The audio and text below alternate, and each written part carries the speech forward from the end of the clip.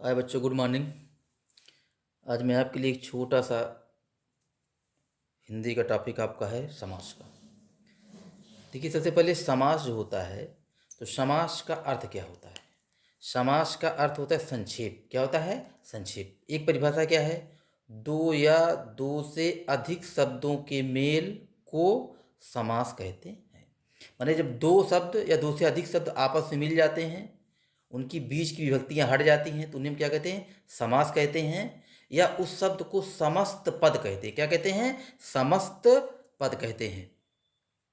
दूसरी परिभाषा है दो या दो से अधिक शब्दों के मेल से नए शब्द बनाने की क्रिया को समास कहते हैं। समास क्या है? एक क्रिया है। माने दो या दो से अधिक शब्दों के मिलने से जो नया शब्द बनता है, तो उस शब्द को बनाने की जो क्रिया होती है उसे हम क्या कहते हैं? समास कहते हैं। अब समास में दो पद होते हैं। कितने पद होते हैं? दो पद होते हैं। पहले पद को पूर्व पद कहा जाता है, दूसरे पद को उत्तर पद कहा जाता है।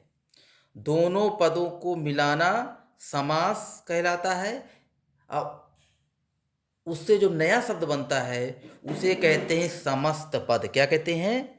नए शब्द को कहते हैं समस्त पद कहते हैं।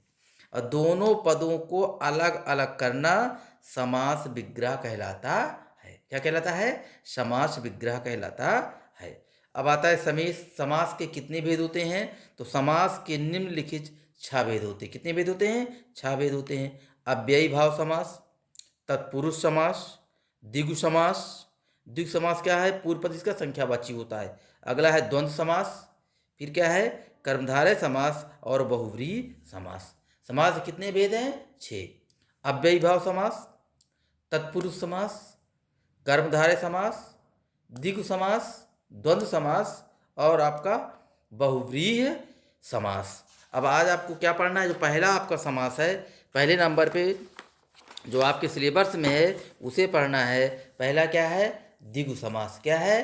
द्विगु समास। अब आता है इसकी परिभाषा कि द्विगु समास कहते किसे हैं। तो द्विगु समास की परिभाषा क्या है? जिस समास में पूर्व पद संख्यावाची विशेषण हो और समस्त पद समूह का बोध कराए, वह द्विगु समास कहलाता है। अर्थात पहला पद क्या हो? संख्यावाची हो, और जो नया समस्त पद बनेगा वो किसी समूह का बोध कराएगा। जैसे उदाहरण देखो, एक समस्त पद त्रिनेत्र। क्या है? त्रिनेत्र।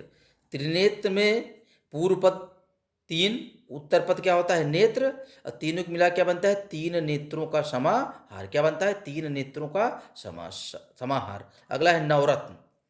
पूर्व पद है नव, उत्तर पद है रत्न, नवरत्नों का समूह। क्या है? नवरत्नों का समूह। अगला उदाहरण क्या है? शताब्दी। सौ माने, सत माने 100, अब्द माने युग।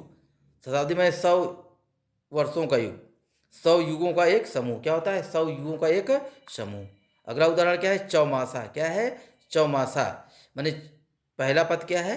4, अगला पद क्या है? मास, 4 मासों का समूह। पूर्व पद क्या है? संख्यावाची है, और जो समस्त पद है, जो नया पद बनता है समास के द्वारा, उसे वो क्या है? समूह का बोध कराता है। किसका? समूह का बोध कराता है।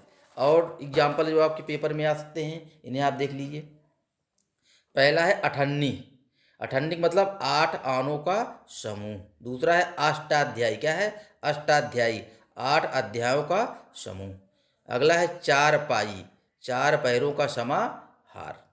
चतुर्भुज, 4 भुजाओं का समाहार। चतुर्मुख, 4 मुखों का समूह। चौराहा, 4 राहों का समूह। दोपहर, 2 पहरों का समाहार। दो राहा, 2 राहों का समाहार। पंच तत्व, 5 तत्वों का समूह। पंजाब, 5 आबों, आब माने नदियों का समूह। पंच तंत्र, 5 तंत्रों का समाहार।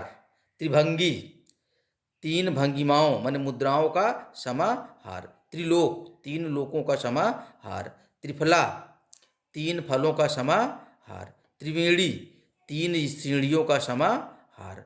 सतसई, 700 दोहों का समाहार। सप्ताह, 7 दिनों का समूह। अर्थात द्विगु समास का मतलब होता है जिस समास का पहला पद क्या हो, संख्यावाची हो, और जो नया शब्द बनेगा उस समूह का बोध कराता है, उसे हम द्विगु समास कहते